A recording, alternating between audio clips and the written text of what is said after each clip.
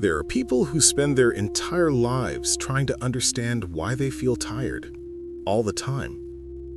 Not physically tired, something deeper. Not a lack of strength, not a lack of faith, not laziness. Something old. Maybe you're one of those people who grew up too strong. Strong when you were still a child. Strong when you were supposed to be protected. Maybe you learned early how to swallow your tears, how not to ask for help, how not to be a burden. And maybe, at some point in your adult life, you asked yourself quietly, why am I like this? But what if you weren't born this way? What if the way you feel the world came from your childhood? Stay with me. What you're about to hear might finally put words to something you've carried in silence for years. There is a kind of sadness that doesn't make noise. It doesn't explode. It doesn't ask for attention. It simply stays. You wake up already tired. The day hasn't started yet, and you feel like you need to brace yourself, like something might go wrong at any moment. You live anticipating problems, replaying conversations, preparing for conflicts that haven't even happened. While other people relax after work, you stay alert, even on the couch, even at home. And for a long time, you thought this was just your personality. Not every difficult childhood is loud. Some are quiet.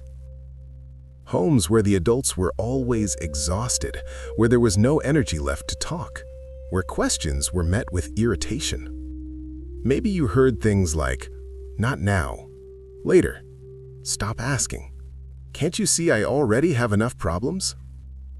So you learned early that your feelings weren't a priority. You learned to handle things on your own, to keep it inside, to manage. You grew strong, but alone.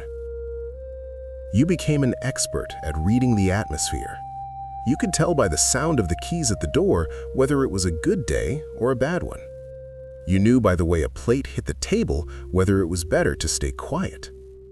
You learned to measure your words, control your tone, observe before acting.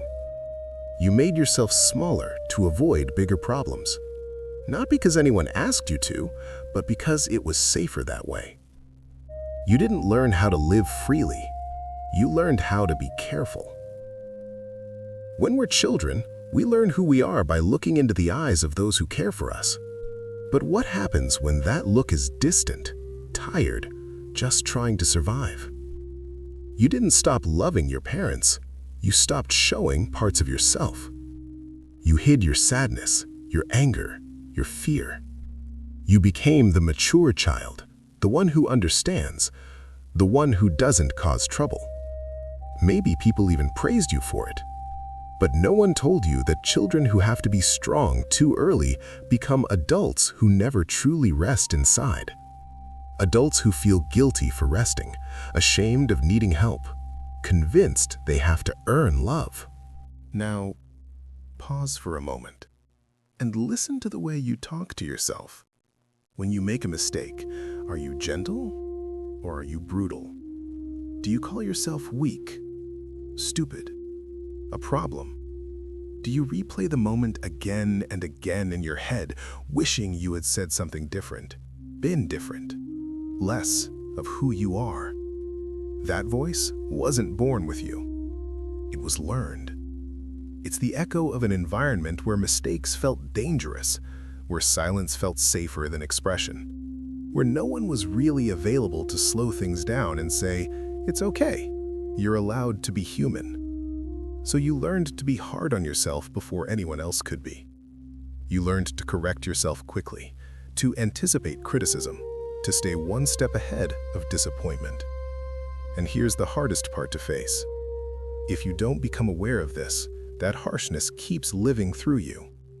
It shows up in the way you push yourself past exhaustion, in the way you feel guilty for resting, in the way you believe stopping means failing. It shows up when you feel responsible for everyone's mood, when silence in a room makes your chest tighten, when you assume it's your job to fix things even when no one asked you to. Childhood trauma isn't only what happened, it's what stayed. It's the tension in your body when things are calm, the restlessness when nothing is wrong, the feeling that peace never quite lasts.